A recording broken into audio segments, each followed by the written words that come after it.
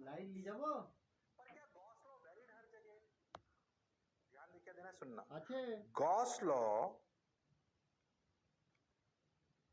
is valid everywhere.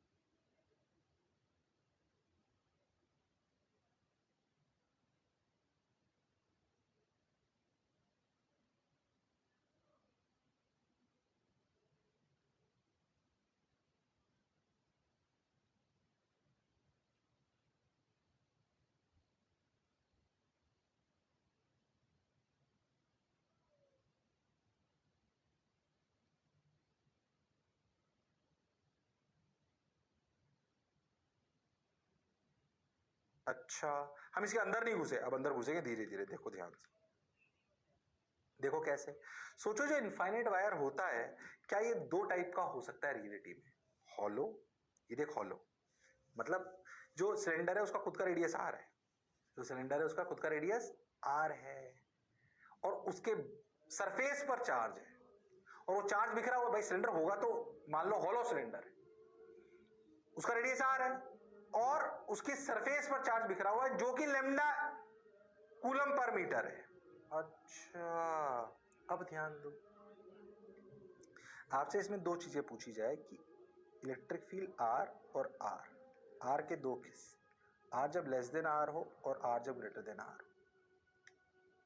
आपको electric field दो जगह बतानी है, R greater than R less than R less than R और आर ग्रेटर देन आर। ओहो, आर ग्रेटर देन आर तो पुराना ही केस है, अपन जो अभी तक पढ़ रहे थे वो आर ग्रेटर देन आर का ही तो था, तो उसका आंसर तो भैया ई बराबर 2k लेमडा बाई आर है। जो आप अभी तक पढ़ रहे थे वो सिलेंडर के बाहर वाली तो कहानी थी इनफाइनाइट सिलेंडर के। अरे हाँ सर, तो वो आंसर तो 2k लेमडा बाई आर ही था। अरे हाँ सर, वो आंसर तो 2k लेमडा बाई आर ही था। हाँ सर, बात तो आपकी बिल्कुल सही है। तो अंदर वाला कैसे निकालें? अंदर वाले के लिए फिर से वैसे ही गॉस लॉ मान के देखो देखो देखो भैया कि ऐसे सिलेंडर होगा, तो ऐसे सिलेंडर अगर मान लें तो अगर इलेक्ट्रिक फील्ड होगी तो ऐसे ही होगी, सिमेट्री तो सब कुछ चलेगी। तो बोला गया, क्या बोला गया, ध्यान से सुनो, बोला गया E इंटू टू पाई, अब वही पुरानी कहानी 2 पाई आर एल प्लस 0। पर बताओ, अगर हॉलो सिलेंडर है और चार्ज सरफेस पर है तो क्यू इन कितना है? सर 0, तो 0 by epsilon not, therefore E equal to 0। Oh my god, अरे जब अंदर क्यू इन ही नहीं है और सब कुछ सिमेट्रिक है तो ई को 0 होना पड़ेगा, क्योंकि सिमेट्रिक है बिल्कुल। अरे हाँ, तो हॉलो सिलेंडर के अंदर, हॉलो इनफाइनाइट सिलेंडर के अंदर इलेक्ट्रिक फील्ड क्या होगी? सर 0, और बाहर क्या होगी? 2k lambda by are. देख एकदम आर से जस्ट अंदर 0, जस्ट बाहर 2k लेमडा बाई आर। अरे हाँ सर, बात तो आपकी सही है। कभी कभी इसका ग्राफ बनवा लेते हैं ऐसे, देख इलेक्ट्रिक फील्ड और छोटे आर का ग्राफ बनवाएं तो देख, जब तक छोटा आर कैपिटल आर के बराबर नहीं होता तब तक तो इलेक्ट्रिक फील्ड 0 ही है। जैसे ही आर हुआ वैसे ही electric field 2k lambda by R हो गई और उसके बाद 1/r से घटने लगी। 1/r से घट रही ना उसके बाद। अरे हाँ सर, तो सोच, हॉलो इनफाइनाइट सिलेंडर के अंदर इलेक्ट्रिक फील्ड 0 है, बाहर 2k लेमडा बाई आर है, और जस्ट अंदर जस्ट बाहर में कहानी अपने को एकदम क्रिस्टल क्लियर है।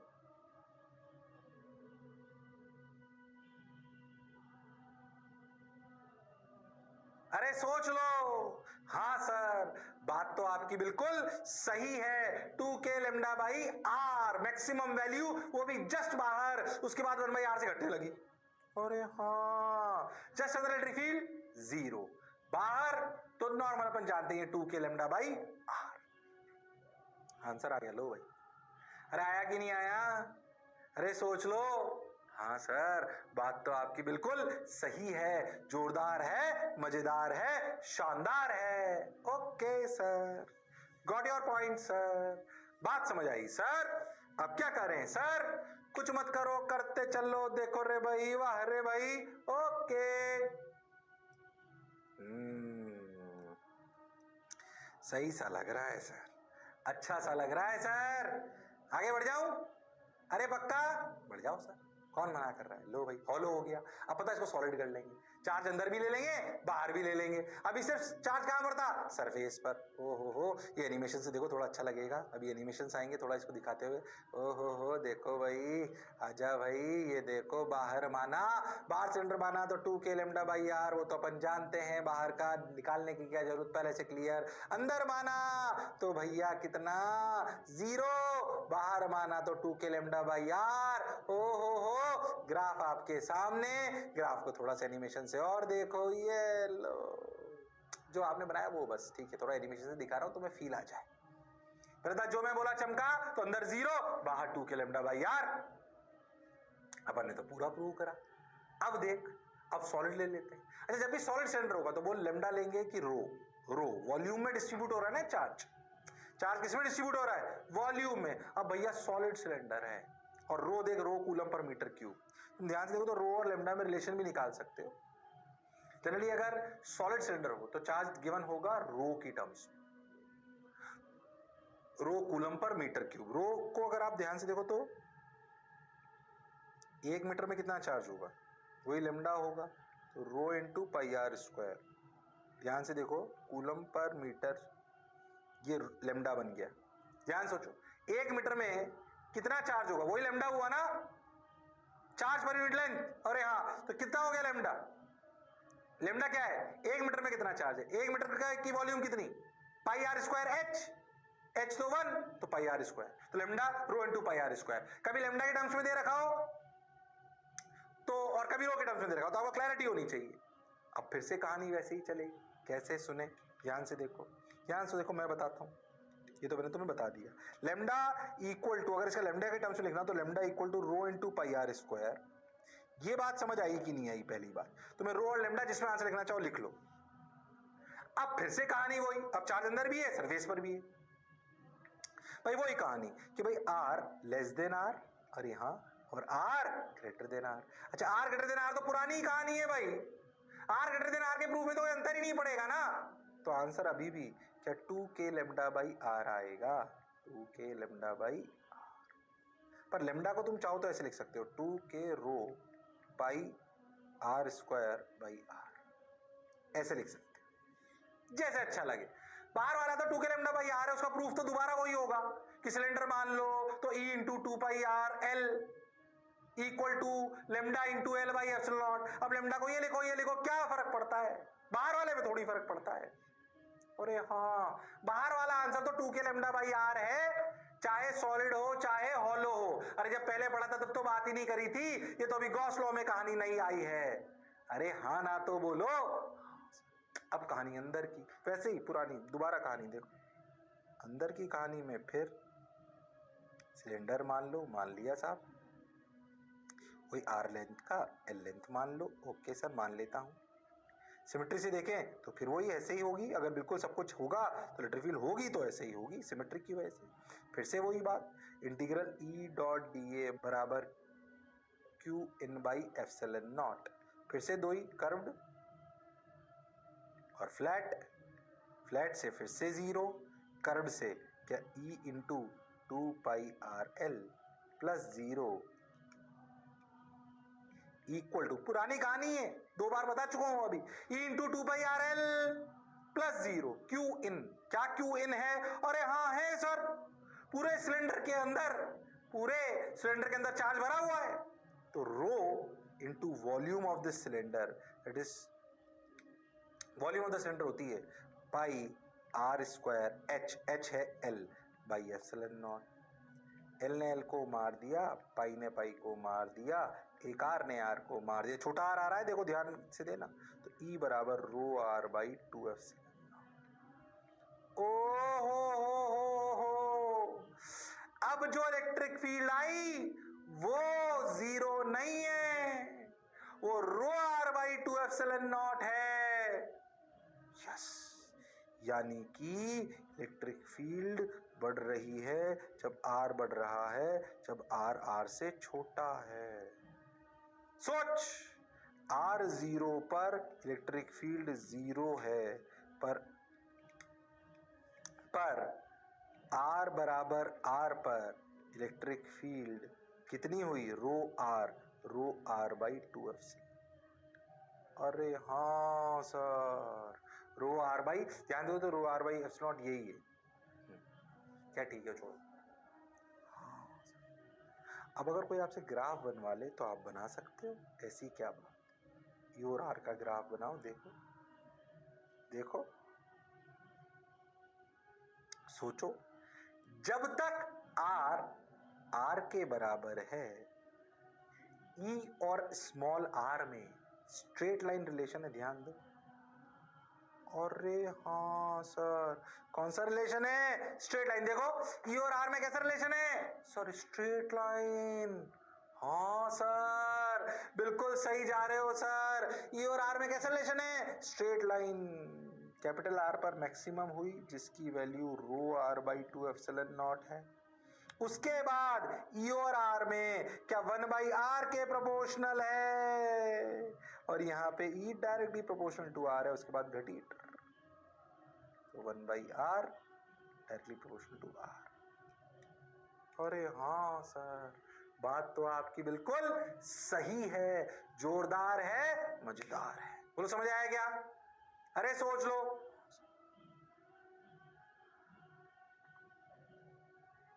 समझ तो आया सर? सही तो लग रहा है सर? अरे बोलो भाई। हाँ सर, बिल्कुल सही लग रहा है सर, क्या बुराई सर? पक्का? अरे गारंटीड? आंसर आ गया, बना लो, उतार लो। तो अंदर इलेक्ट्रिक फील्ड हॉलो के जीरो, अगर सॉलिड हो तो रो आर बाई 2 एप्सिलॉन, और बाहर का तो भैया 2 के लैम्डा बाई आर ही होता है, उसमें रटना क्या है? तो hollow zero, solid rho R by 2 epsilon, ये रटना है, आर छोटा वाला। अरे हाँ, बस ये दो रटो, बाकी बाहर के लिए सेम। याद हो गया? क्या पूरी पीएचडी कर ली इनफाइनाइट पे? क्या ग्राफ भी बनाने सीख लिए? हाँ, बाहर का तो सेम होगा, अंदर का एक में जीरो, एक में स्ट्रेट लाइन। बिल्कुल सही बात सर, मजा आया सर, शानदार सर। तो भैया अपन ने पीएचडी कर डाली किस पर? हॉलो, सॉरी, इनफाइनाइट वायर पर, हॉलो भी और सॉलिड भी। अरे पक्का? अरे सोच लो, अरे बात समझ आ रही है क्या?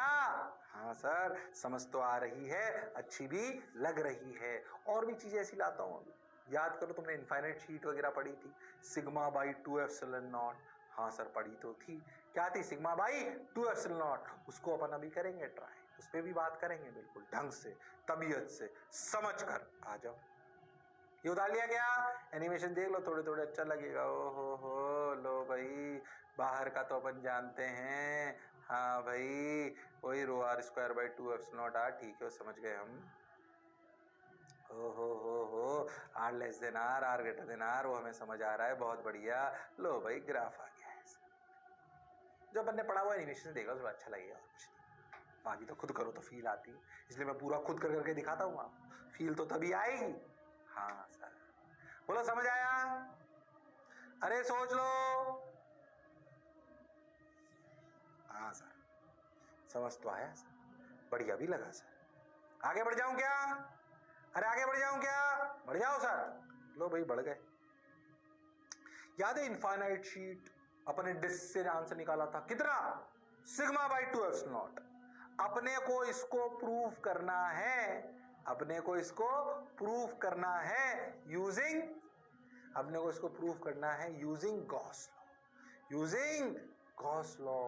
अच्छा सर, बात तो सर आपकी बिल्कुल सही है, यूजिंग गॉस लॉ। कैसे करें कैसे करें कैसे करें? ट्राई करोगे कि मैं बताऊं? मैं बताता हूं। क्या करो, ऐसे सिलेंडर मान लो एक, देख मैं बताता हूं। ऐसे एक सिलेंडर मान लो, अब हॉरिजॉन्टल सिलेंडर मानो ऐसे, यस बिल्कुल सिमेट्रिक। अच्छा, हम ये तो बोल सकते हैं कि देखो यहाँ पर टक टक टक टक टक टक टक टक टक टक टक, ऐसे सिलेंडर माना। मान लो कि यहाँ से भी आर दूरी है, ये यहाँ से भी आर दूरी है। समझ में आ रहा है कैसे ले रहा हूँ? हाँ, मतलब एल एल मान लो, आर मान लो, जो तुम्हें मानना है मान लो। ये इस रेडियस को आर मान लो और इस कैप का एरिया ए मान लो। एरिया की जरूरत पड़ेगी अपने को, ठीक। सिमेट्री से हम एक बात कह सकते हैं कि इस जगह जो भी इलेक्ट्रिक फील्ड होगी वो होगी ऐसे, और यहाँ पे भी जो होगी वो ऐसे ही होगी।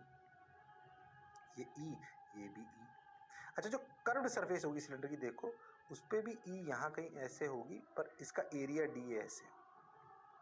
अरे हाँ सर, तो हमने एक बढ़िया शानदार एक सिलेंडर ले लिया है ऐसा। अच्छा, ई जो होती है तो नेट होती है, क्योंकि electric field is due to all the charges whether inside और आउटसाइड, बट क्यू इन अंदर वाला चार्ज। ओके सर, बात तो आपकी बिल्कुल सही है सर, जोरदार सर, मजेदार सर। अब क्या करें, सुनो अच्छा लगेगा। देखो, integral E dot D A बराबर Q in by epsilon naught. दो सरफेसेस, कौन सी? वही कर्व्ड और फ्लैट। ओके, अच्छा, कर्व्ड में सोचो electric field is perpendicular to D A, therefore flux is zero. अरे हाँ सर, पर जो फ्लैट सरफेसेस हैं उसका एरिया अगर मैंने ये माना तो देखो वो एरिया भी ऐसे। अच्छा, दोनों सरफेसेस पे ध्यान से देखो तो ई ए प्लस ई ए, दोनों सरफेस पे इधर ई ए इधर भी ई ए। अरे हाँ सर, ये ई ए किसका एरिया है? ढक्कनों का, ढक्कन जिसे अपन बोलते हैं कैप, उसका एरिया है वो, और ई और ए दोनों पैरेलल। ओ माय गॉड, बात तो सर आपकी सही है। तो नेट फ्लक्स आ गया 2EA equal to Q in. अब तुम ध्यान से देखना, क्यू इन, देखो क्यू इन ये है। अरे हाँ सर, तो सोचो क्यू इनसाइड क्या हुआ? क्यू इनसाइड हुआ सिग्मा इंटू एरिया। फील करो इस बात को, जो अंदर चार्ज हुआ इस सिलेंडर के, वो तो ये जो डिस्क बनी इसमें जो चार्ज है वो ही तो इस सिलेंडर के अंदर चार्ज हुआ। अरे हाँ सर, वो ही तो इस सिलेंडर के अंदर चार्ज हुआ। हाँ सर, ये बात तो आप बिल्कुल सही कह रहे हो, जोरदार कह रहे हो, मौज के साथ कह रहे हो, बिल्कुल सही कह रहे हो, बिल्कुल सही कह रहे हो सर। जो अंदर चार्ज हुआ वो तो वही हुआ जो इस डिस्क के अंदर हुआ, और वो तो क्यू इन बराबर सिग्मा इंटू ए, क्योंकि इस डिस्क का एरिया वही होगा जो कैप का होगा। अरे हाँ, तो भैया क्यू इन कितना हो गया? क्यू इन हो गया sigma A by epsilon not.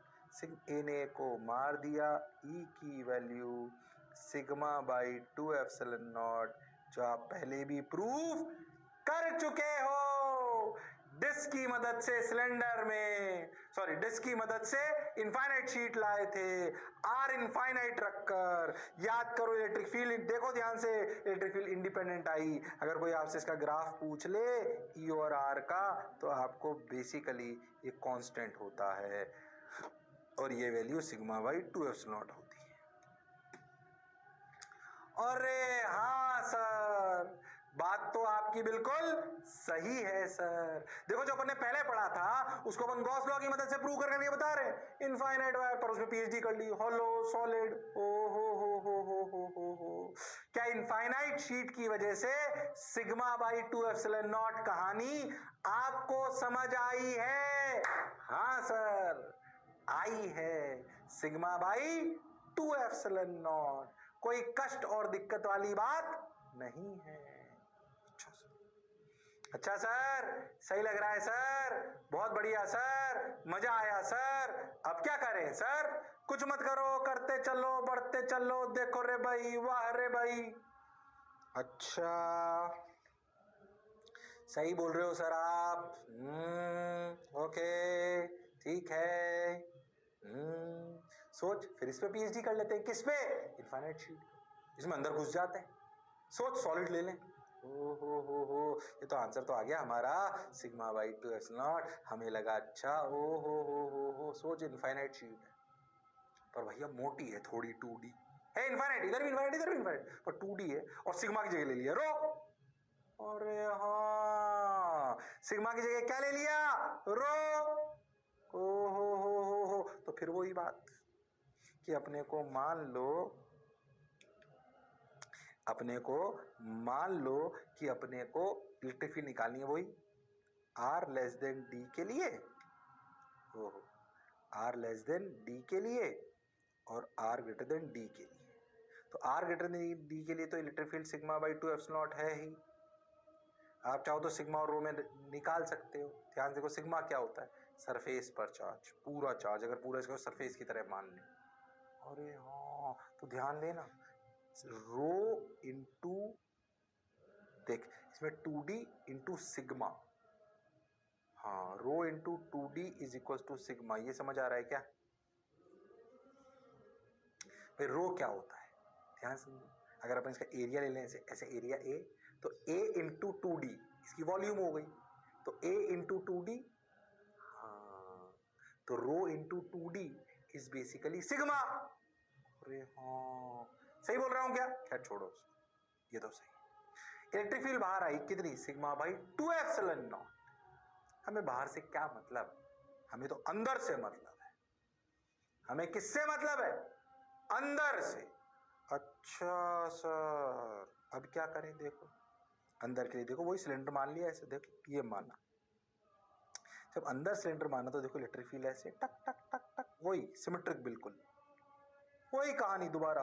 When R less than R, देख क्या लिखूंगा, वही इंटीग्रल कहानी। ध्यान से देखो, तो रिपीट टेलीकास्ट चल रही है। इंटीग्रल E डॉट DA बराबर Q in by epsilon not. अब देखो, फिर से देखो, तो E इंटू, ये R दूरी है मान लो, तो ये R, तो ये भी R, बिल्कुल सही। तो E इंटू ये रेडियस मान लो, ये जो अपने सिलेंडर माना इसका रेडियस R मान लो, तो ये एरिया कितना हो गया? E into pi R square plus E into pi R square. ये दो बार क्यों करा बोलो? चमका, फ्लैट सरफेस, अरे हाँ, प्लस 0 कर्व्ड से, ये यहां पे और यहां पे। अरे समझ आ रहा है ना? थोड़ा तेज इसलिए बोल रहा हूं, तीसरी बार बोल रहा हूं ऐसी बात। तो E into pi R square, E into pi R square, R उस सिलेंडर का रेडियस, और ये 2R जो छोटा 2R ले रहे हो आप, ये आप उसकी लेंथ हो गई। तो E into pi R square, into pi R square plus 0 equal to Q in. Q in, अब इस सिलेंडर के अंदर क्या charge? Rho into volume, volume होती है pi R square H, H है 2R। अरे हाँ सर, बाई एप्सिलॉन नॉट। अरे हाँ सर, पाई आर स्क्वायर ने पाई आर स्क्वायर को मार दिया। तो देखो E की वैल्यू क्या आई? 2E equal to 2 rho R by epsilon not, यानी कि E की वैल्यू आई rho R by epsilon not. E की वैल्यू क्या आई? देख, उससे पहले जो अपन ने सॉलिड निकाला था उसमें आई थी रो R बाई 2 एप्सिलॉन नॉट, इसमें आई rho R by epsilon not. ओ हो, तो कोई अगर आपसे ग्राफ पूछ ले तो कर लेना। इलेक्ट्रिक फील्ड जब तक आप R की वैल्यू D के बराबर नहीं हो जाती तब तक तो ये, उसके बाद कांस्टेंट, उसके बाद कांस्टेंट। तुम्हारे प्राण निकल गए? अरे आया कि नहीं आया? पहले ऐसे, उसके बाद constant. Yes sir, got your point sir? बात समझ आई सर? बढ़िया भी लग रहा है सर? बोलो क्लियर? अरे पक्का? अरे सोच लो। चलो आगे बढ़ जाएं। अब अपन क्या पढ़ते हैं?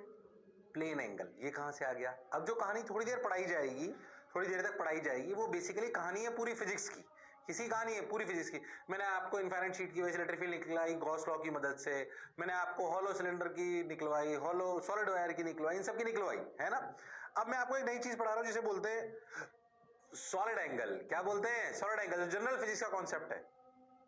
अगली कुछ देर अपन जनरल फिजिक्स का कॉन्सेप्ट पढ़ेंगे, उसका इलेक्ट्रोस्टैटिक्स से लेना देना नहीं है, पर इलेक्ट्रोस्टैटिक्स में यूज आता है और वो कई चैप्टर्स में यूज आ सकता है। ओके सर, चलो भाई। तो जैसे अगर अपन सिंपल सी बात करें तो आपको याद करो कि दो सप्लीमेंट्री यूनिट्स होती थी यूनिट डायमेंशन में अपन पढ़ते हैं। 7 के बाद 2, एक स्टेरेडियन एक रेडियन एंगल, प्लेन एंगल और सॉलिड एंगल। अगर कभी याद हो तो प्लेन एंगल आप सब लोग जानते हो, प्लेन एंगल आप सब लोग जानते हो। ओके सर, प्लेन एंगल हम सब लोग जानते हैं। प्लेन एंगल क्या होता है? सिंपल भाई, अपना कोई सर्कल है भाई, अपना कोई सर्कल है, ये लो टक टक टक टक टक टक, ये अपन ऐसे टक टक टक टक टक टक टक, ये अपना थीटा। ओके, तो अपन लिखते हैं थीटा जितना घूमे, theta equal to arc length. क्या चीज? Arc length upon radius. क्या सब लोग जानते हैं? हाँ सर। ध्यान से देखो तो ये आर्क लेंथ होती है, ये थीटा होता है। पूरा चक्कर अगर घूमो, पूरा चक्कर अगर घूमो तो भैया एंगल कितना होता है? 2 पाई। कितना होता है? 2 पाई। सबने बोला ठीक, मैंने भी बोला ठीक। तो भैया लो भाई 2 पाई। अच्छा भाई, बहुत बढ़िया, बहुत सुंदर, बहुत मजा आया, वाह वाह। अब क्या करें? 2 पाई 2 पाई 2 पाई, ठीक भाई, ये हम समझते हैं आर्क लेंथ। अच्छा, भले मैं पूरा एक चक्कर ऐसे कैसे काटूं, भले मैं देख रहा हूं टेढ़ा मेढ़ा काटूं, पर फिर भी जो एंगल में घूमूंगा, अगर मैं क्लोज लूप में घूमूंगा तो जो एंगल पूरे क्लोज लूप में उसके किसी भी अंदर वाले पॉइंट पे सबटेंड होगा, क्या वो 2 पाई होगा? हाँ सर। भले मैं सर्कल में नहीं घूमूं, मैं ऐसे टेढ़ा मेढ़ा मेढ़ा घूमूं, पर फिर भी जो किसी भी उसके अंदर वाले पॉइंट पर उस पूरे पाथ को घूमने के लिए जो मुंडी घुमानी पड़ेगी, क्या वो 2 पाई घुमानी पड़ेगी? हाँ, ये प्लेन एंगल होता है। Theta arc length upon radius होता है। मैं तो कह रहा हूं आपका अगर सर्कल छोटा हो जाए, इस तरह की बातें भी और आएंगी, इसलिए बातें बता रहा हूं। मैं तो कह रहा हूं आपका रेडियस छोटा हो जाए तब भी आप जानते हो कि अगर अपन सर्कल के लिए देखें तो थीटा, जैसे क्या समझाना चाह रहा हूं, समझने का प्रयास करो। मान लीजिए देखो आप यहां से आए, तो इस पहले सर्कल में यहां से आए और दूसरे में सोचो यहां से आए, ए से बी और ये सी से डी, दोनों का रेडियस अलग अलग है, पर फिर भी दोनों का थीटा सेम है, क्योंकि आर्क लेंथ क्या होती है? Are theta. आर थीटा, तो भैया R theta by R theta. अरे हाँ सर, तो अलग अलग रेडियस के सर्कल के लिए भी सेम थीटा हो सकता है। 60 डिग्री का बहुत कुछ मतलब हो सकता है, जिसको अपन रेडियंस में भी डिनोट करते हैं। 60 डिग्री को अगर रेडियंस में लिखेंगे तो अपन जानते हैं, उसे लिखते हैं पाई बाई 3। आप सब लोग ये बात जानते हो। कन्वर्जन आप जानते हो कि 180 डिग्री इज पाई रेडियन। अरे हाँ सर, ये बात हम जानते हैं, कन्वर्जन आप जानते हो। ये कहानी रिपीट टेलीकास्ट है। क्या है? रिपीट टेलीकास्ट, प्लेन एंगल की। अरे किसकी? प्लेन एंगल की। वही रिवाइज करा रहा हूं, कोई खास बात नहीं है। क्योंकि प्लेन एंगल, अगर प्लेन एंगल क्यों बोलते हैं इसको पहले बताओ। क्योंकि एक प्लेन में है।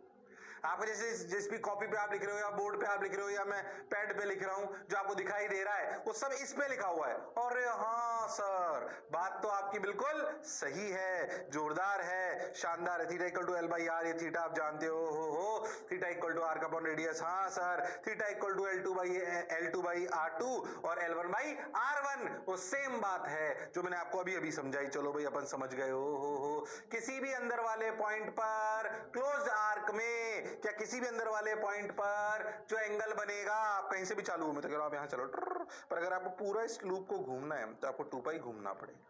अगर आप ऐसे चल रहे हो तो आपको इसको देखते रहने के लिए मुंडी घुमानी पड़ेगी, और वो मुंडी घुमानी पड़ेगी 2 पाई। चाहे आप ऐसे घूमो तब भी 2 पाई। तो एक बात क्या याद रखनी कि कोई भी क्लोज लूप हो, उसके किसी भी इंटरनल पॉइंट पे जो प्लेन एंगल होता है वो 2 पाई होता है। अरे कितना होता है सर? 2 पाई सर, 2 पाई। ओ हो। अच्छा, मैं एक बात और फील कराता हूं इसमें आपको, अगर आप ध्यान से देखो।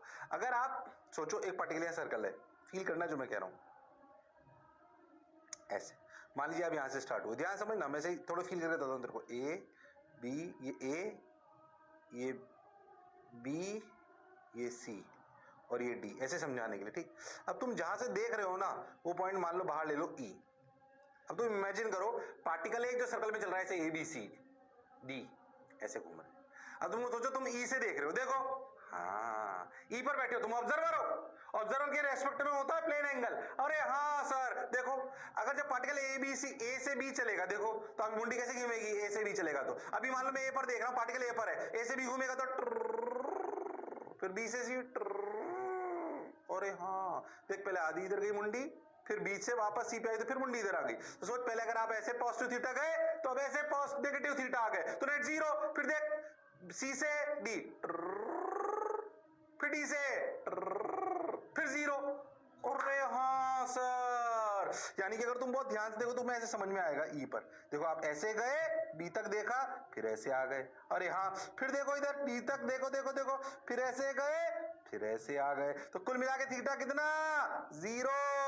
जबकि सोचो अगर आपका कोई भी पॉइंट अंदर हो तो ए से बी से सी डी अगर आप घूमोगे तो 2 पाई एंगल पूरी मुंडी घुमानी पड़ेगी। अगर आप अंदर हो तो A B C D A.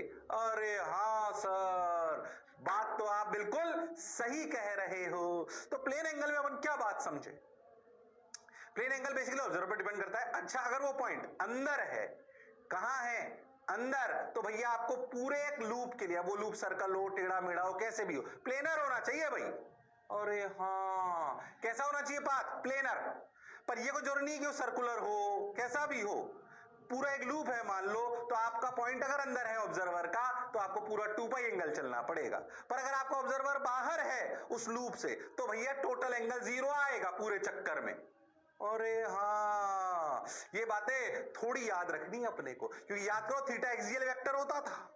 अरे हाँ सर, बात तो आपकी बिल्कुल सही है, जोरदार है, मजेदार है। अब ये जो एंगल था ना, समझो ये आपने पढ़ा, थोड़ी सी अच्छी बातें मैंने और बताई, हो सकता है अंदर वाले पॉइंट बाहर वाले पॉइंट पे आपने कभी ध्यान नहीं दिया हो। तो अंदर अगर लूप के अंदर पॉइंट है, लूप प्लेनर होना चाहिए, टेढ़ा मेढ़ा हो कोई फर्क नहीं पड़ता। पर अगर पॉइंट अंदर है तो पूरा चक्कर जब लूप का काटेंगे तो हमें मुंडी पूरी 2 पाई एंगल घुमानी पड़ेगी। पर अगर यही लूप में चक्कर काट रहे हैं और ऑब्जर्वर बाहर है तो कुल मिलाकर एंगल जीरो होगा, कभी पॉजिटिव कभी नेगेटिव, पर कुल मिलाकर zero. Yes sir, got your point sir, बात समझ आई सर, अच्छा भी लगा सर। अब सोचो अगर ये 2D प्लेनर जो चीज है ये 3D में चली जाए तो एक नए टाइप का एंगल डिफाइन करते हैं जिसे कहते हैं सॉलिड एंगल। थोड़ा इमेजिन करना पड़ेगा क्योंकि 3D है, 2D में ही सोचो थोड़ा टफ लगता है, पर अगर 3D में जाएं तो अपने को दिमाग चलाना पड़ता है। अरे हाँ sir, solid angle, 3D angle, solid angle समझ लो या 3D एंगल समझ लो। देखो मैं आपको एक बात समझाता हूं, ध्यान समझो। 3D एंगल ऐसे फील के लिए, मान लो एक बल्ब जल रहा है कमरे में, देखो हाँ क्या रोशनी, सब तरफ फेंकेगा बल्ब, लो भाई फेंक दी, हो चारों तरफ। अब सोचो इस बल्ब के ऊपर वो कैप लगाते हैं ना कई बार ताकि रोशनी सिर्फ नीचे आए। हाँ सर, क्या बल्ब के ऊपर ऐसे कैप लगाते हैं ताकि रोशनी सिर्फ नीचे आए, ऊपर क्या करेंगे रोशनी का, हम तो नीचे बैठे हैं। तो याद करो कई जगह रेस्टोरेंट्स या कई जगह ऐसे कैप लगे वाले बल्ब नहीं लगे रहते ऊपर से, हैंगिंग लाइट्स टाइप। हाँ सर देखो लो, ओह ये देखो लगा दी कैप, ओहो हो, अगर कैप लगा दी तो क्या रोशनी सिर्फ एक फिक्स्ड एरिया में आई, देखो नीचे एक सर्कल सा बनेगा, स्पॉट, ऊपर से अगर ऐसे बल्ब होता तो नीचे एक स्पॉट बन जाता है ना। हाँ सर, तुम बहुत ध्यान से देखो तो ऐसे कोन टाइप बनाई है, ऐसे ऐसे कोन टाइप, ऐसे उल्टा करके देखो इसको, मैं ऐसे समझा रहा हूं, ऐसे कोन टाइप बनी। हाँ सर कोन टाइप बना, देखो ये एक है ना 3D चीज है, 2D नहीं है ये, देखो। अरे हाँ सर, ऐसे कोन टाइप है, एक कैप टाइप बनी है ऐसे। सही बताऊं तो जैसे आप प्लेन एंगल को ऐसे डिनोट करते हो ना 2D में, कैसे डिनोट करते हो, एक ऐसे लाइन से, आर्क लाइन से, है ना, ऐसे ही इसको सॉलिड एंगल को ऐसे डिनोट करते हैं ओम से, ओम इसका वो होता है। और वो ध्यान से देखो तो वो एक लाइन नहीं होती, वो एंगल, वो 3D में एक कैप टाइप चीज होती है। A 3D cap is represented as solid angle. The 3D cap 3D cap represents solid angle, तो उसको बनाते ही वैसे, और सॉलिड एंगल होता है ओम टाइप। ओम इसकी वैल्यू क्या होती है तो अभी अपन निकालना सीखेंगे। पहले समझो ये 3D एंगल है, तो 3D एंगल है तो एक लाइन से रिप्रेजेंट नहीं होगा, वो एक कैप से रिप्रेजेंट होता है। अच्छा, इसको ऐसे भी समझ लो आइसक्रीम का कोन नहीं होता। हाँ सर, आइसक्रीम खाइए नहीं खाइए कोन वाली? अरे खाइए कि नहीं खाइए? सर नहीं खाइए, खिला दो तो पता पड़ जाए तुम्हारे वो आइसक्रीम भेज दूंगे कैप वाली, मतलब कोन वाली, तो तुम्हें समझ में आ जाएगा क्या? हाँ सर, हाँ सर। तो मेरे को एक काम करो, अपना नंबर वो एड्रेस भेज दो, मैं भिजवाता हूँ तुम्हारे लिए, है ना? आइसक्रीम भिजवा दूं ना? हाँ सर। चलो भाई, तो 3D cap represents solid angle. Ice cream खाएंगे? हाँ सर बिल्कुल खाएंगे, जोरदार खाएंगे। तो वो जो कोन वाली होती है ना 3D में सेट, जैसे कोन को देखो ऐसे, इसको ऐसे इमेजिन कर सकते हो आप, ये अरे हाँ सर, इसको 3D एंगल को अगर यहाँ रिप्रेजेंट करे तो ये ऐसे, ये सॉलिड एंगल। ओ हो, ये सॉलिड एंगल सबने बोला, तो 3D में है वो। अब इसको डिफाइन कैसे करते हैं अपने को आना चाहिए। पहले एंगल 3D में है, ये अगर 3D में अगर आपका रोशनी या कोई ऑब्जेक्ट मूव करने लगेगा ऐसे, आप देखो तो कोन आपका कैसे बनता है, ऐसे आप ये ले लो, मान लो एक सेंटर लाइन और इसको ऐसे घुमा लो, एक लाइन लो और इसको ऐसे घुमा लो, कैसे कोन टाइप में बन जाएगा। हाँ, तो जो एंगल बनेगा ना उसे बोलेंगे solid angle. Okay sir, got your point sir, बात समझ आई सर। अब क्या करें sir? Angle separated by surface on a point. देखो कोई भी स्फीयर ले लो, उसका कोई भी हिस्सा तोड़ लो, तो क्या हिस्सा तोड़कर जो सेंटर पे बनेगा क्या वो कोन टाइप होगा? हाँ सर। ओ हो, तो ये जो कैप होगी ये कहलाएगी ओम। क्या कहलाएगी? ओम। अजम्पशन क्या लिया है हमने? मान लो बड़ी सी सरफेस है, तो हमने अजम्पशन लिया है कि area of surface is so small the distance between the point O and any point of the surface is R. Actually आप मान लीजिए ऐसे ऐसे समझो, एक्चुअली रियल सवाल कैसे आता है। मान लीजिए आपकी सरफेस ऐसे है, ये आपकी एक सरफेस है, सोचो आप, imagine, and if suppose you are suppose to calculate, मैं थोड़ी सी और ऐसे सरफेस बताता हूँ। मान लीजिए इस तरह की कोई सरफेस है, ये कोई सरफेस है मान लीजिए। अब इस सरफेस द्वारा यहां पे कोई एक पॉइंट है 3D में, ये 2D में सरफेस, 2D में नहीं, सरफेस भी 3D में टेढ़ी मेढ़ी मान लो ऐसे। इस पॉइंट पर आपको सॉलिड एंगल निकालना है इस सरफेस द्वारा, इस सरफेस द्वारा आपको सॉलिड एंगल निकालना है। तो इस रियलिटी में तकलीफ ये होती है कि इस सरफेस के हर एक अलग अलग दूरी पर, हर एक पॉइंट पर दूरियां अलग अलग हो सकती है। हाँ, तो हम क्या करते हैं, हम इसका एक छोटा सा एरिया लेते हैं DA, ऐसे DA, और उस DA से यहाँ की दूरी ऐसे मान लेते हैं R। अरे हाँ सर, DA से दूरी मान लेते हो, DA इतना स्मॉल है जो ये लिखा हुआ है, DA इतना स्मॉल है, DA इतना स्मॉल है। अरे हाँ सर, DA इतना स्मॉल है कि उस DA के हर एक पॉइंट से जिस पॉइंट पर सॉलिड एंगल निकालना है वहां की दूरी R मानी गई है। क्या मानी गई है? R। ऑल्दो तुम्हारे लिए ज्यादा टिपिकल बातें आती नहीं है। ऐसा क्यों कर रहे हैं? क्योंकि पता है सॉलिड एंगल की डेफिनेशन क्या है? सॉलिड एंगल की डेफिनेशन है ऐसे, ऐसे समझो DA है, DA इतना स्मॉल है और इस जगह अपने को सॉलिड एंगल निकालना है इसकी वजह से, तो देखो ऐसे, तो ये कैप बन जाएगी यहाँ पर। हाँ सर, और DA इतना स्मॉल है कि भैया इसके हर पॉइंट से जो इसकी दूरी है वो R है, ये लिख रहा DA। और ये हाँ, तो पता है सॉलिड एंगल क्या डिफाइन करा गया? ये जो सॉलिड एंगल डिफाइन करा गया, ये डिफाइन करा गया है DA बाई R स्क्वायर। ओ हो, जिसे हम कहते हैं स्टेरेडियन, याद रखना है। DA क्या है? DA क्या है? DA by R square. DA is such that distance of every point on DA from the point about which we have to calculate या जहां पर हमारा ऑब्जर्वर है जो इसको ऐसे ऐसे देख रहा है, उसका पॉइंट से उस डीए के हर पॉइंट से दूरी सेम है, और उस डीए के हर पॉइंट से दूरी सेम है। अरे हाँ सर, बात तो आपकी बिल्कुल सही है, जोरदार है, मजेदार है, शानदार है। अब सोचो एक अनइवन सी सरफेस है, उसमें से छोटे छोटे छोटे छोटे सॉलिड एंगल निकाल लेंगे और फिर उसका टोटल होगा वो क्या करेंगे, डीए बाई आर स्क्वायर का इंटीग्रेट कर लेंगे। वो तो चलो छोड़ो, तुम्हें उससे क्या लेना देना, तुम तो इस बात को समझो, क्या D A by R square, D A क्या है, डीए ऐसा एरिया है जिससे हर जगह की दूरी अपने पॉइंट से सेम है, अपने पॉइंट से सेम है। और हाँ सर, आर। अच्छा एक और खास बात, ये जो डीए है ना, ये surface of D A is perpendicular to R, ये भी है।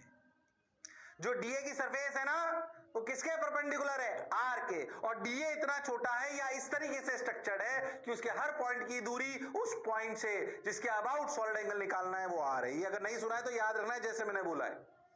पहले बताओ जो मैं बोला क्या चमका।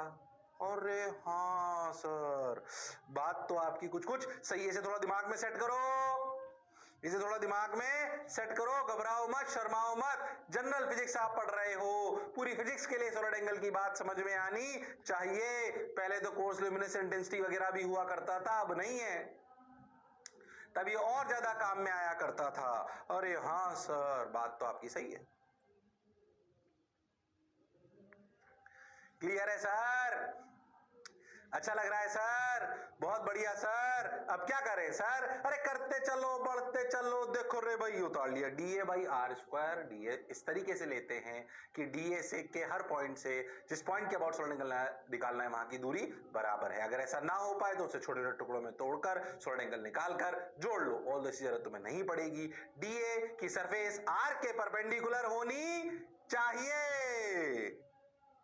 हाँ सर, ये सॉलिड एंगल की डेफिनेशन है जिसकी यूनिट होती है स्टेरेडियन। जाहिर सी बात है, डीए तो metre square by metre square cut जाएगा, भले ऐसे ही यूनिट लेस दिखेगा, पर एक स्पेशल यूनिट होती है जिसे अपन बोलते हैं स्टेरेडियन, जैसे कि प्लेन एंगल में आती थी रेडियन। हाँ सर, बात तो आपकी बिल्कुल सही। ये डेफिनेशन है, मैं चेंज नहीं कर सकता इसको। हो देखो भाई, डीए और ये D A by R square. Oh my god, unit कितनी, स्टेरेडियन। अच्छा एक बात सोचो ध्यान से, अगर तुम ध्यान देखो, ये डीए1 एरिया, अच्छा सोचो मैं तो डीए2 एरिया ले लूं ऐसे बिल्कुल, और R2 स्क्वायर ले लूं, क्या इन दोनों सरफेसेस के लिए डीए1 या डीए2 के लिए सोच के देखो तो क्या सॉलिड एंगल सेम है? ये बिल्कुल वैसी ही बात है कि प्लेन एंगल में चाहे ये आर्क लो चाहे ये आर्क लो, क्या थीटा सेम है? क्या दो area D A one by R1 square D A two by R2 square, अरे कोई बात नहीं, सॉलिड एंगल तो सेम है, सॉलिड एंगल तो सेम है। अरे हाँ सर, बात तो आपकी बिल्कुल सही है। और देख थोड़ा सा तो क्या बात समझ में आ गई जो मैं बोला? क्या बात समझ आ गई? डायग्राम बना लो, क्लैरिटी आ जाएगी कि भाई दो सरफेसेस के लिए क्या सेम सॉलिड एंगल हो सकता है? बिल्कुल हो सकता है। अगर सिचुएशन ऐसी है तो जैसे दो आर्क के लिए सेम प्लेन एंगल हो सकता था, क्या एक एंगल के लिए बहुत सारे आर्क हो सकते हैं? हाँ ध्यान से देखो तो इस थीटा के लिए ये भी आर्क, ये भी आर्क, मैं तो कह रहा हूं टेढ़ा मेढ़ा आर्क वो भी काम करेगा। अरे हाँ, ऐसे एक सॉलिड एंगल के लिए क्या एक एरिया डीए या बहुत सारे एरिया डीए? ओ हो, क्या मेरी बात क्लियर है? हाँ सर, बिल्कुल क्लियर है, समझ भी आ रही है। अब क्या करें, घूमने चलो, देखो भाई और बातें करते हैं। D A by R square solid angle 3D में होता है। हाँ, समझ आ रहा है सर। ओम से उसे डिनोट करते हैं, ओम वाला रिप्रेजेंटेशन होता है एक्चुअली। ऐसा ओम का रिप्रेजेंटेशन आपने पढ़ा होगा, V equal to I R. हाँ, R equal to V by I. अरे हाँ सर, 10th पास होना सब लोग? नहीं सर नहीं, मैं कह रहा हूं एरिया ऐसे डीए की बजाय मैं थोड़ा टेढ़ा ले लूं, डीए डैश। देखो डीए डैश भी जो चारों तरफ से ऐसे अपन उससे उस सरफेस से जो ऐसे लेंगे, बेसिकली अपन कर देंगे उसकी जो सरफेस है उसकी पेरिफेरी से सारी लाइंस खींच लेते हैं, तो कौन टाइप बनता है? देख डीए और डीए डैश के लिए, डीए एंड डीए डैश के लिए सॉलिड एंगल सेम है। ये तो समझ आ रहा है कि नहीं आ रहा, पहले बताओ। डीए और डीए डैश के लिए सॉलिड एंगल सेम है। मान लो कि डीए डैश गिवन है, तो असलियत में सॉलिड एंगल तो डीए बाई आर स्क्वायर है, पर हमें मान लो डीए डैश गिवन है और D A dash perpendicular to the surface ऐसा है और जो रियल परपेंडिकुलर लाइन है वो ऐसे है और ये एंगल थीटा है, तो क्या डीए डैश को लिखा जाए, डीए को लिखा जा सकता है D A dash cos theta by R square, या अपन ऐसा बोल सकते हैं D A perpendicular by R square. तो डेफिनेशन में थोड़ा ट्विस्ट कर लिया कि सॉलिड एंगल क्या है, D A perpendicular by R square. D A perpendicular मतलब component of area whose surface is perpendicular to R। Area का वो वाला कंपोनेंट जिसकी सरफेस R के परपेंडिकुलर हो, वो वाला area upon R square is the definition of solid angle, is the definition of solid angle। क्या मेरी बात समझ आई है? अरे हाँ ना तो बोलना पड़ेगा। हाँ सर, बात तो आपकी बिल्कुल सही है, जोरदार है, मजेदार है, शानदार है। क्लियर है सर? अच्छा लग रहा है सर?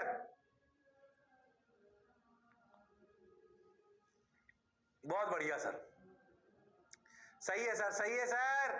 चलो भाई, so D A perpendicular by R square, component of area whose surface is perpendicular to are.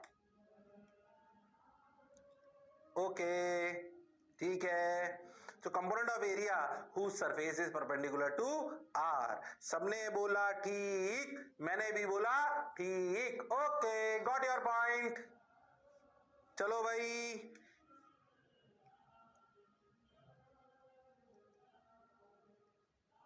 आ जाओ भाई, आ जाओ भाई। So component of area whose surface is perpendicular to are.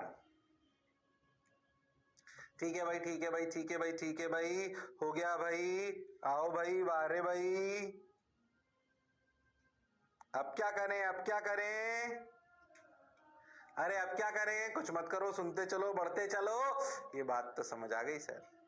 So D A dash cos theta by R square, component of area whose surface is perpendicular to R upon R square. अरे तो हमने लिख ही लिया। हो अब समझो।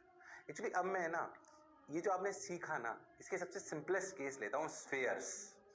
Spheres इसके सबसे सिंपलेस्ट केस है, उसको लॉजिकली पहले समझो। अगर तुम स्फेयर्स के सबसे सिंपलेस्ट केस क्यों है उसको समझो। अगर आप स्फेयर में देखो तो कोई भी छोटा सा एरिया लो डी ए, उस डी ए की हर जगह से दूरी आर है और हर जगह एरिया परपेंडिकुलर टू आर है। आप स्फेयर में कोई भी एरिया ले लो, उस हर एरिया के हर पॉइंट की दूरी सेंटर से आर है। हाँ, और वो हर एरिया परपेंडिकुलर टू आर भी है। दोनों कंडीशन सेटिस्फाई हो रही है। क्या कंडीशन थी कि डीए का जो एरिया हो वो उसका हर पॉइंट की दूरी आर होनी चाहिए, पहली शर्त। दूसरी शर्त, एरिया का जो सरफेस एरिया है वो हमेशा परपेंडिकुलर टू आर होना चाहिए। ओके, ये बात तो सर एकदम क्लियर है। बहुत बढ़िया सर, बहुत सुंदर सर, बहुत मजा आया सर, वाह वाह। अब क्या करें, कुछ मत करो, करते चलो, बढ़ते चलो। सुनो रे भाई, वाह रे भाई, ओहो हो, आ जाओ भाई। ठीक, तो स्फीयर में देखो तो दोनों कंडीशन डायरेक्टली सेटिस्फाई होती है।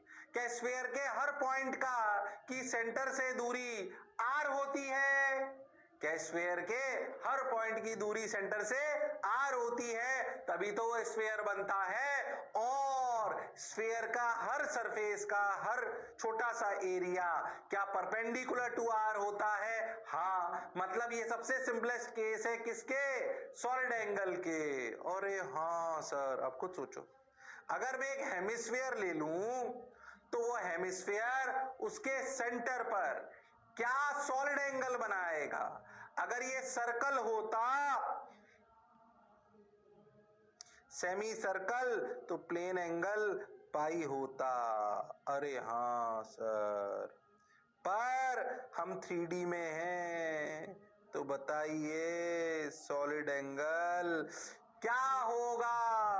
बताइए, सॉलिड एंगल क्या होगा? अरे हाँ ना तो बोलना पड़ेगा। अरे सोच लो। हाँ सर, बताओ। तुम कर सकते हो बहुत ध्यान से, बहुत अच्छे से। कोई इंटीग्रेशन किसी चीज की जरूरत नहीं है, ध्यान से देखो। सॉलिड एंगल क्या चीज? सॉलिड एंगल होता है DA/R। अच्छा, हेमिस्फीयर का पूरा एरिया कितना है? 2πr²। हाँ सर। अच्छा, क्या हर एरिया के हर पॉइंट की दूरी r है? अरे हाँ सर। ओहो, क्या हर एरिया परपेंडिकुलर टू r है? हाँ सर। तो सॉलिड एंगल डायरेक्ट आ गया, 2πr² total area upon r²। टक टक टक 2π।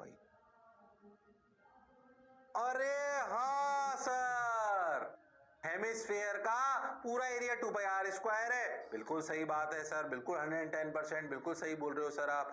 By r²। क्यों लिखा? ऐसा ही है क्योंकि हमें समझ आ रहा है सर। अरे बोलो भाई, अरे बोल तो दो। हाँ सर, बात तो सर आपकी बिल्कुल सही है सर, 110% सही है सर। यस सर, क्लियर है सर। बोलो भाई। Find out the solid angle separated by hemisphere and centre. Sir 2π। भाई साहब 2π प्लेन एंगल में पूरा चक्कर हो जाता था। यहाँ पे हेमिस्फीयर आधा है पर सॉलिड एंगल 2π हो चुका है। तो सॉलिड एंगल और प्लेन एंगल अलग अलग बात है। ये 3D एंगल है, वो 2D एंगल है। आपको डिफरेंस इमेजिन करना आना चाहिए। आपको डिफरेंस इमेजिन करना आना चाहिए। हाँ सर, बात तो आपकी बिल्कुल सही है, जोरदार है, मजेदार है, शानदार है। हाँ सर, हाँ सर, हाँ सर, बिल्कुल सही सर। चलो भाई, अब क्या करें? देखो भाई, ये 2π आ गया, ये तो सब आ गया। आंसर आया 2π। SR मतलब स्टेरेडियन। ओ हो, स्टेरेडियन जो अपन ने बोला ना, इसकी यूनिट होती है स्टेरेडियन। इसकी फुल फॉर्म क्या है? SR। सॉरी, शॉर्ट फॉर्म क्या है? SR। Okay sir, got your point sir, बात समझ आई सर। ओ हो, मैं तो कह रहा हूं पूरा स्फीयर ले लो। अब बताओ, पूरा स्फीयर अगर ले लूं तो सॉलिड एंगल क्या होगा? बता सकते हो तो? डायरेक्ट सर, पूरा एरिया सर 4πr²। सर हर एरिया के हर पॉइंट से दूरी r ही है और सर परपेंडिकुलर ही है, तो 4πr²। ओ हो, तो देखो, सर्कल अगर है तो प्लेन एंगल 2π है। स्फीयर अगर है, कंफ्यूज मत होना, स्फीयर अगर है तो पूरा एंगल घूमने में 4π। Solid angle. ओ हो, ये 3D में एंगल है, वो 2D में एंगल है, तो पूरे स्फीयर का सॉलिड एंगल 4π है। अरे हाँ सर, अब कुछ कुछ कहानी ध्यान से समझो। तुम्हें जो फील आनी चाहिए यहाँ से, तुम्हें जो फील आनी चाहिए यहाँ से, ध्यान से समझो। क्या? जैसे तुम याद करो, ये सर्कल बड़ा हो छोटा हो कैसा भी हो, ये स्फीयर कैसा भी हो, बड़ा हो छोटा हो, पहले 2-3 बातें बताता हूँ कि जैसे अगर ये सर्कल होता था, एनालॉजी दे रहा हूं आपको, देखो सर्कल सेंटर पे थीटा 2π, स्फीयर सेंटर पे सॉलिड एंगल 4π, सर्कल सेंटर के अलावा भी कोई पॉइंट हो तब भी पूरा घूमने के लिए क्या 2π ही लगेगा? हाँ सर, ऐसे ही स्फीयर अगर हो तो कोई भी अनदर पॉइंट हो, अंदर है अगर, तो क्या 4π ही लगेगा। सर्कल बड़ा हो छोटा हो, पूरा घूमने के लिए प्लेन एंगल 2π लगेगा। ऐसे ही स्फीयर बड़ा हो छोटा हो, पूरा सॉलिड एंगल 4π ही होगा। अरे हाँ सर, ऐसे ही अगर अपन ध्यान से देखें तो मैं तो कह रहा हूं, कोई भी क्लोज्ड सरफेस है, क्या है? Closed surface. अरे हाँ, जैसे अपन बोलते हैं ना कि कोई भी क्लोज्ड लूप है, क्लोज्ड लूप है, तो अंदर जो थीटा है वो क्या है? वो 2π है। ऐसे अगर क्लोज सरफेस है तो अंदर किसी भी पॉइंट पर जो सॉलिड एंगल है वो है 4 पाई। क्लोज सरफेस क्लोज लूप में अंतर समझ आना चाहिए। प्लेनर क्लोज लूप अगर है तो पूरा चक्कर काटने में 2 पाई एंगल लगेगा। ऐसे ही अगर कोई भी क्लोज्ड सरफेस है, क्यूब, क्यूबॉइड, स्फीयर, कुछ भी, उसके अंदर किसी भी पॉइंट पर पूरा उसको देखने के लिए मुंडी तीनों चारों तरफ घुमानी पड़ेगी, पूरे 4 पाई एंगल में घुमानी पड़ेगी, सॉलिड एंगल में। और हाँ सर, बात तो आपकी बिल्कुल सही है, जोरदार है, मजेदार है, शानदार है। बोलो क्लियर है क्या? अरे सोच लो। हाँ सर। क्लियर है सर? सही लग रहा है सर? बोलो पक्का? जैसे अगर तुम याद करो तो मैंने बोला था कि अगर ये सर्कल है और पॉइंट बाहर है तो क्या थीटा 0 है? इन द सेम वे अगर क्लोज सरफेस है और पॉइंट बाहर है तो सॉलिड एंगल होगा 0। क्या होगा? 0। तो बाहरी किसी भी पॉइंट के लिए क्लोज सरफेस के लिए सॉलिड एंगल 0 और क्लोज सरफेस के अंदर सॉलिड एंगल 4 पाई। अरे हाँ सर, बोलो कुछ कुछ बात समझ आई क्या? एनालॉजी समझ में आई? फील करा रहा हूं थोड़ी ढंग से पूरी फिजिक्स के लिए। अब पता है, आज तो ये खत्म कर रहा हूं, अगले टाइम पे मैं ये प्लेन एंगल, एक प्लेन एंगल होता है, एक सॉलिड एंगल होता है, जनरली इनमें रिलेशन, क्योंकि जनरली हमें ना प्लेन एंगल पता होता है, हमें उसे प्लेन एंगल से सॉलिड एंगल निकालना आना चाहिए। हमें उस प्लेन एंगल से सॉलिड एंगल निकालना आना चाहिए। वो अगले टर्न पे सिखाऊंगा मैं आपको। देखो ये तो अपने 4 पाई छोटी छोटी बातें समझ ले, अपने जो भी बोला। एनी क्लोज्ड आर्क 2 पाई, एनी क्लोज सरफेस 4 पाई। अरे हाँ सर, बात तो आपकी बिल्कुल सही है, जो भी बोला। एट इंटीरियर पॉइंट 4 पाई, कैसी भी क्लोज सरफेस हो, अंदर सॉलिड एंगल कैसा होगा? 4 पाई। अरे हाँ sir, solid angle, position of solid angle हो एट एनी पॉइंट अगर अंदर हो तो 4 पाई, और अगर एक्सटीरियर पॉइंट हो तो 0। ये बातें मैं समझा चुका हूं आपको। पहले बताओ यस और नो, ये कहानी सुनाई अभी मैंने आपको। हाँ सर, अब जो आगे अगले टर्न पे अपन पढ़ने वाले होंगे वो क्या होगा? वो होगा बेसिकली, अगर अपन बात करें तो relation between plane angle and solid angle. ये सीखेंगे अगले टर्न पे अपन। यहां से चालू करूंगा बिल्कुल एग्जैक्टली। क्या मेरी बात क्लियर है? हाँ सर। तो फिर अगले टर्न तक लड़ते रहिए पर पढ़ते रहिए, मास्टर की बात सुनते रहिए। See you, sayonara, take care, bye bye.